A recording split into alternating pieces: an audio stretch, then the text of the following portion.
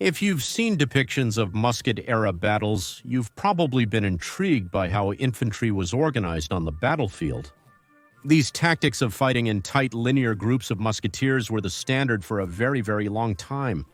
And in fact, although at first glance it seems like a very bad idea to group together in large rigid groups in the middle of combat, as it basically made them a big target to shoot at, there were actually many good reasons to group your soldiers in these very particular ways. The truth is that fighting in rows and formations of cohesive soldiers is something that was done long before gunpowder even existed. A great example of this is the phalanx used by the Greeks in countless battles of antiquity, such as the Battle of Thermopylae, where they faced the Persian army, and despite the Persians having overwhelming numerical superiority, the Spartans, using the famous phalanx and the terrain to their advantage, managed to hold off a much superior army for days, causing them substantial casualties.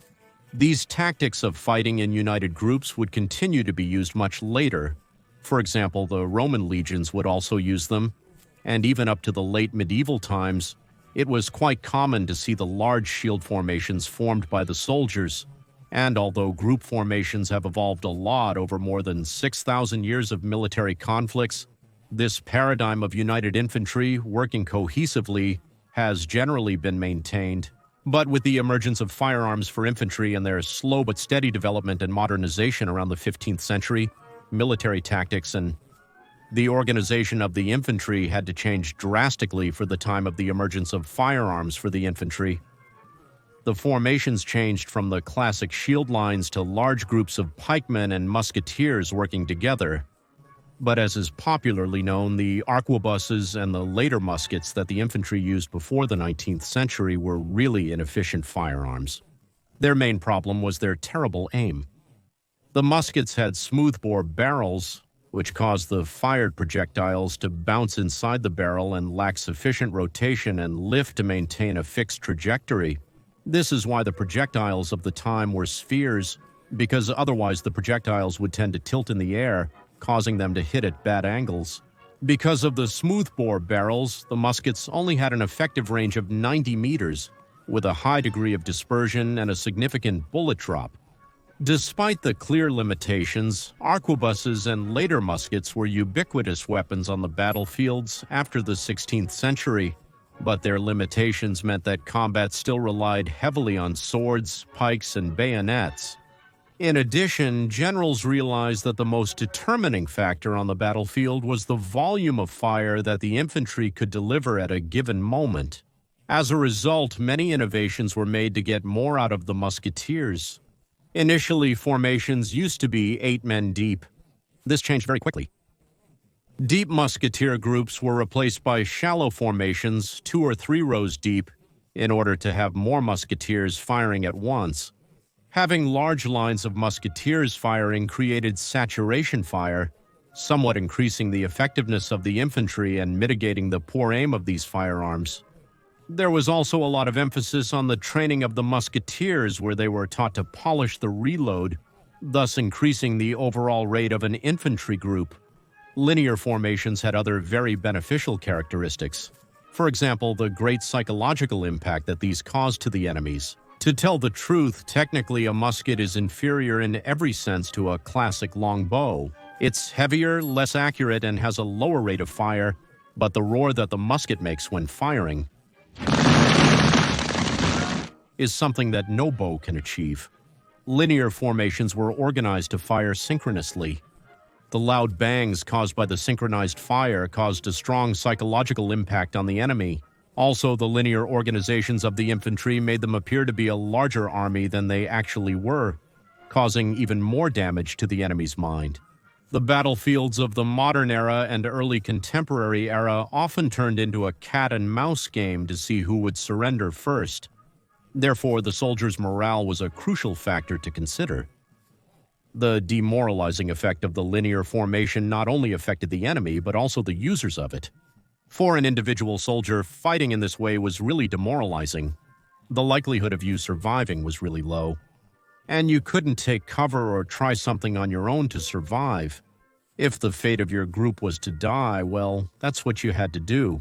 This directly impacted the psyche. that of the soldiers who, even if they believed in the cause or were very afraid of the severe punishments for insubordination, these were simply very susceptible to just running away when they saw or believed themselves to be overwhelmed. In general, in the Musket-era battlefields, it was quite easy to get disoriented. All of this because the shots from the muskets and cannons produced a lot of smoke. And there was a lot of noise around too. The battles were often fought in open fields where there weren't many reference points. Having your soldiers in a fixed formation allowed you to control them more. Simply that they are always oriented and that they work in cohesion, and of course that they can always hear your orders. Since in-battle communications depended solely on shouts and musical instruments, also, of course, and one of the most important factors that linear formations had is that they provided very good protection against cavalry. The general weakness of the infantry was the cavalry. The cavalry's tactic was simple: charge on the enemy to gradually wear them down until they are finished. However, having your infantry in a small group prevented the cavalry from being able to charge at them because they had to collide with a large wall of bayonets.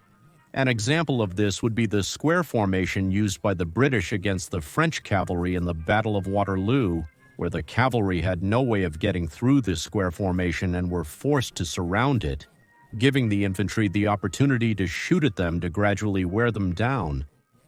Armies in the times of muskets not only used linear tactics, many other tactics were also used that did not necessarily rely on having the infantry in a static formation. Guerrilla warfare was also very common in battles throughout this period, especially in really irregular and rugged terrains, as was common in the American continent.